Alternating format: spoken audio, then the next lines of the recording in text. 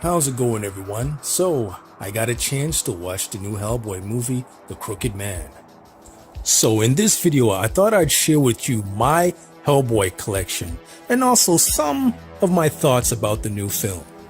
When I first saw the trailer of the new Hellboy, I personally didn't like the design. I felt his color scheme was a bit off, but watching the movie, he definitely has that classic red look. And the actor who plays Hellboy, I think he did a decent job. And as the film goes, the design actually starts to grow on you. Now, out of the other three Hellboy films, this fourth installment, I think is the closest to the source material. The only thing it doesn't have is their budget. And if your only knowledge is of the Guillermo del Toro Hellboy, and that's what you're expecting in this movie here, you might not like it. This movie here is, you have to keep in mind, is an independent film, and it's more horror-based, like the story of The Crooked Man. And when you watch it, if you've read the comics, it's pretty much page for page how they filmed this movie. So for the die-hard Hellboy fans, I personally think you might really like it. It almost feels like it's a pilot for a continuing series, which I think would work really well within this world. And for the actor who played Hellboy, I think he really pulled off the mannerism and that Hellboy personality very close to the way Ron Perlman portrayed him. There are some small things I didn't really like with the design. Other than that, I thought it was cool. One of the things was his eyes. They gave him human eyes. I think Hellboy looks a lot better with demon eyes, sort of those reptilian bright eyes that you see in the comic books and also in the Guillermo del Toro movie as well. Other than that, I like this Hellboy. And if you're a fan of Hellboy and you have read The Crooked Man, then you just might dig this movie too. And also keep in mind, the creator of Hellboy had his hand in this film as well. So that's why I said they kept it very close to the source material.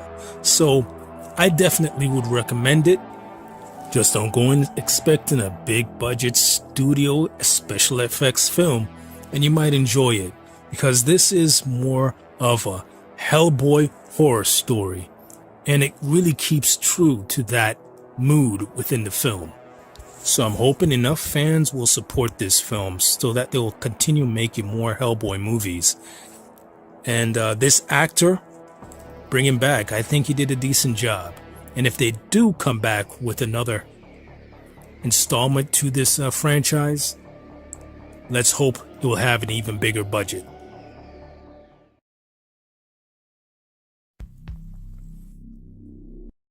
And here is a look at my Hellboy collection.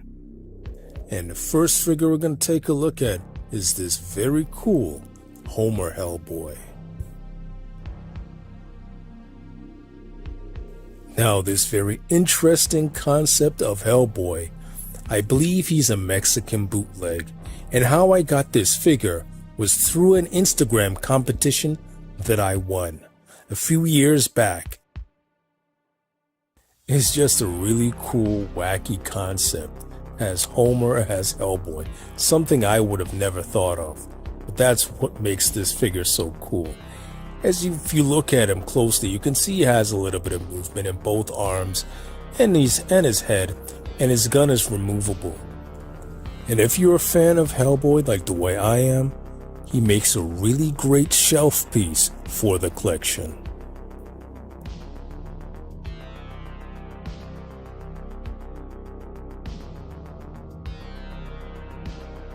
And here's another cool Hellboy.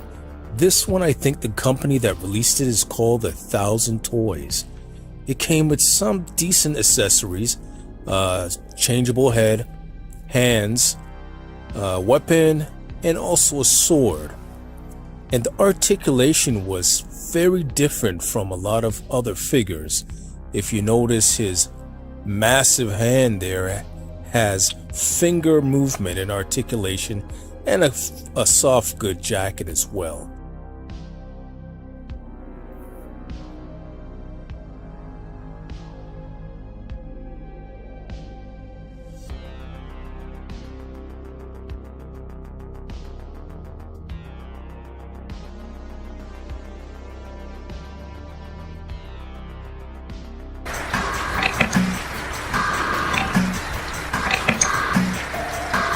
The freak in the gas mask! Karl Ruprecht Crane, Hitler's top assassin and head of the Thule Occult Society.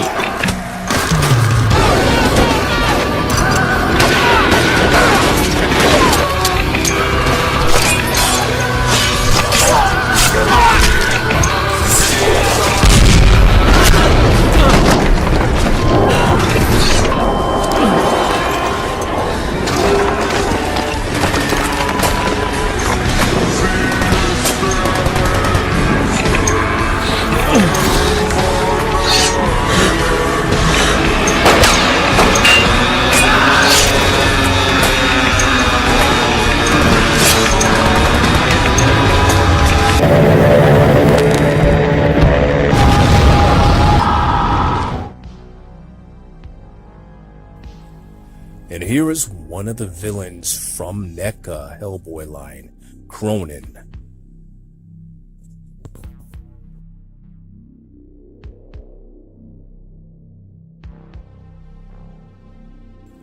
Now this character in the comics and also the movie I found was very creepy. He actually was a German scientist who did all these experiments on himself hoping to prolong his life. And with those experiments, it left him completely disfigured.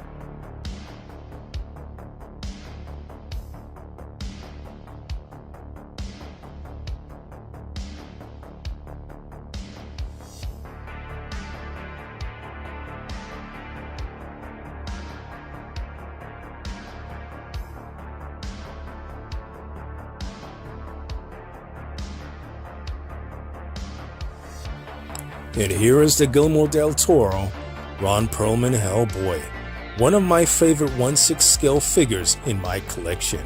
And it comes with some really cool accessories, including this display base, 2 guns, including that big baby that has its own little swap out shotgun shells, and some exchangeable hands.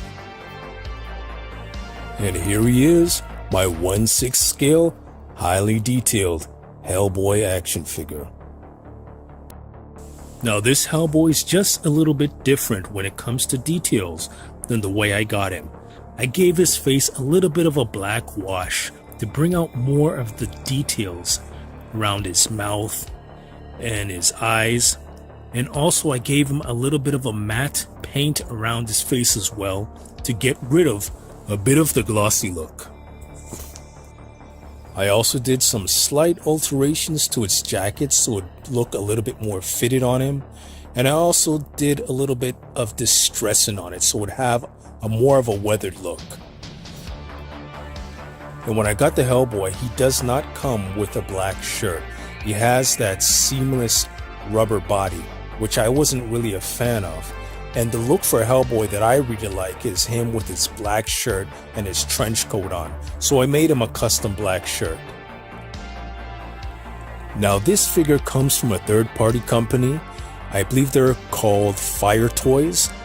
Definitely not Hot Toys, the price alone separates them from Hot Toys, where the Hot Toy version I believe is around anywhere from 200 to 300 plus, and this one is just a fraction of that. Here's an interesting thing about this figure and the much more expensive Hot Toy version. I've watched videos of people who own the Hot Toys version, and the leather pants seem to be fraying and flaking and coming apart. And this particular version here, where I had him now for probably more than 8 years, I've done winter photo shoots with this figure outside in the forest, and for all these years the leather on this pants still holds up. So after seeing those reviews on some of those Hot Toys figures, I've always found it weird seeing that the Fire Toys figure is supposed to be the much more cheaper solution, being the third party company, and that is not supposed to be on the level of Hot Toys quality. It's the one that's pretty much holding up, but the Hot Toys is falling apart. And you saw the prices of the Hot Toys figures. So with that said, I'm pretty much cool and happy having this one in my collection, and anything that I didn't like on the figure, I just pretty much customized it to make it fit my taste. Well, if you all made it this far through the video, I'd like to thank each and every one of you for getting my channel up to 1,500 plus subscribers. And I appreciate each and every one of you guys who take the time to watch my videos, like my videos, and also comment. I said this before in previous posts, the more you guys support this channel, it gives me more motivation to come up with original content and to continually post on a regular basis. With that said, if you're watching this video and you enjoy retro cartoons, anime, classic action movies, cult classic horror movies, sci-fi, comic books, adult collectibles, whether it be horror memorabilia or replicas, and even custom figures, toy photography, the list goes on, then definitely follow this channel. I might not post all the time something that you might like, but I guarantee you there will be something that you will eventually come across that you will enjoy. Anyways guys, hope you enjoyed this video, and also, did you guys watch the new Crooked Man Hellboy movie? I actually enjoyed it. Let me know in the comment section if you guys enjoyed it too, and I hope to see you guys soon on the next one. Take care. Now, I'm kind of busy. I gotta go. What? To see them? Except when you are. Come and walk with me. Lady, I was gonna cut you some slack, because you're a major mythological figure, but that's crazy talk. Now leave me alone.